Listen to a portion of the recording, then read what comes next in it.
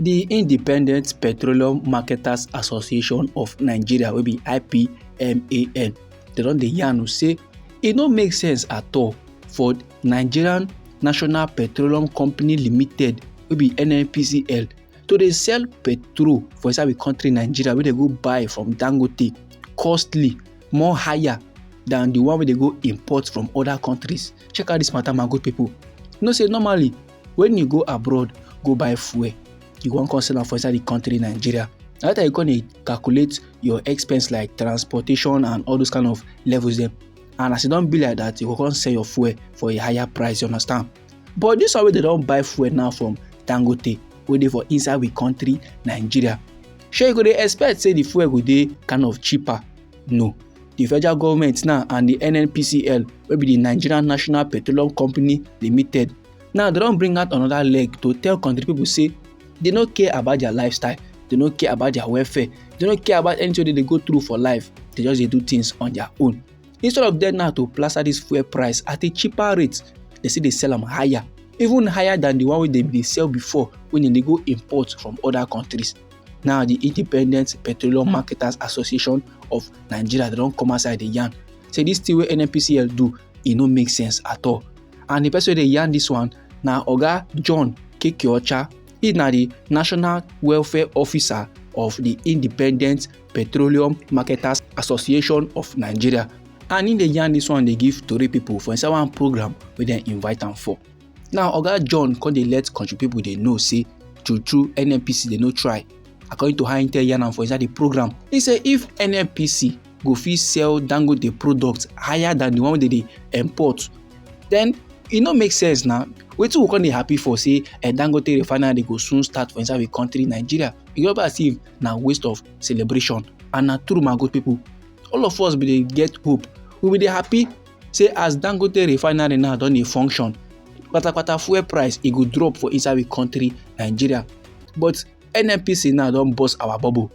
The prices, instead of it to go down, e dey climb go up the more. And on Sunday, wey be the 15th day of September for inside this year 2024, tori dey ground say the NNPCL, wey be the Nigerian National Petroleum Company Limited, they don start to dey load the first batch of petrol from Dangote Refinery. And the NNPC come dey yarn say dem buy their petrol from Dangote at a price of 898 naira per litre.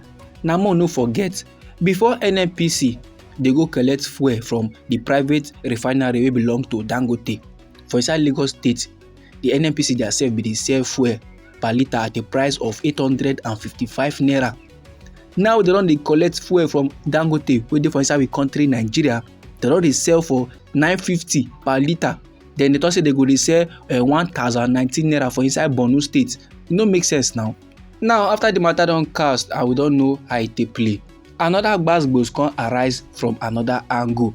You know, so I been give you update say the Nigerian National Petroleum Company Limited, wey be NNPCL, they come outside come dey yarn say dem buy fuel from the private refinery wey belong to Oga Dangote at a price of 898 naira per litre. Now the Dangote refinery don come outside come dey debunk those kind of claims dem. They say e no make sense, no be legit.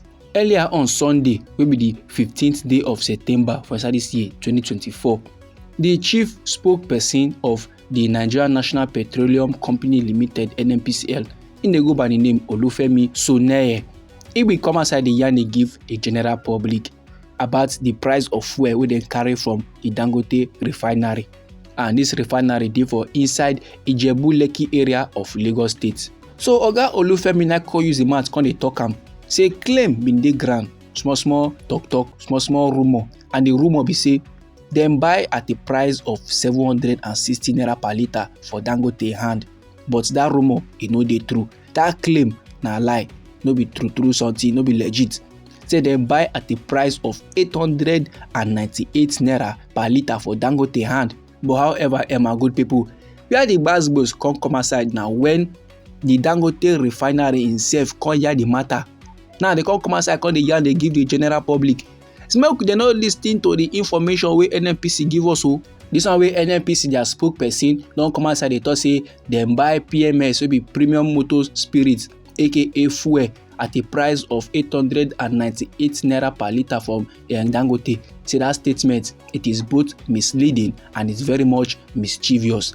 It is deliberately aimed at undermining the milestone achievement with a record that on Sunday will be September 15th, 2024. And this achievement be say that they address the energy insufficiency and insecurity wey don bring katakata to the economy of we country Nigeria for the past 50 years.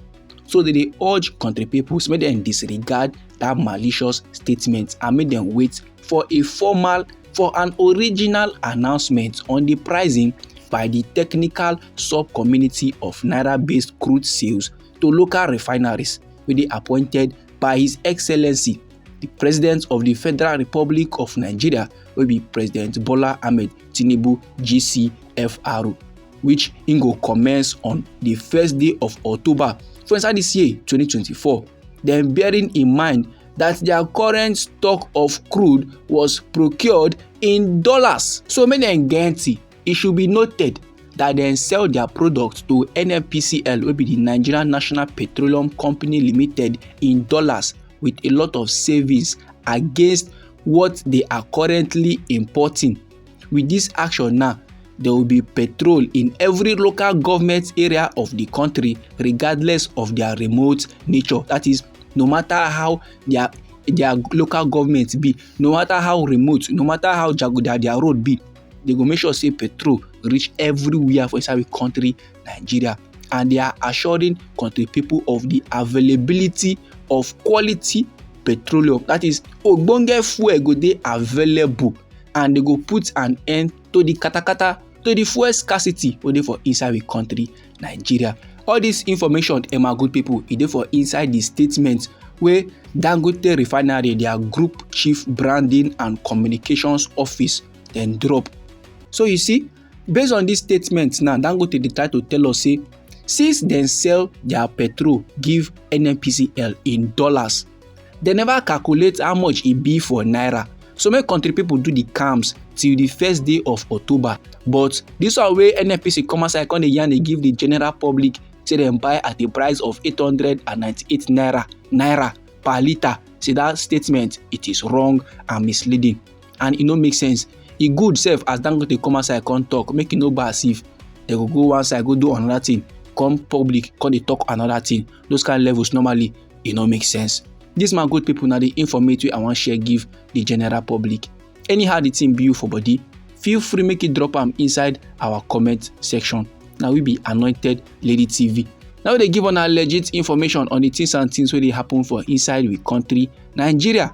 So if you like this news and you go like to dey receive more, try make you subscribe to this channel and try make you put on the notification bell so that as we dey bring the news dey come, I go first receive the update and you go get them sharp.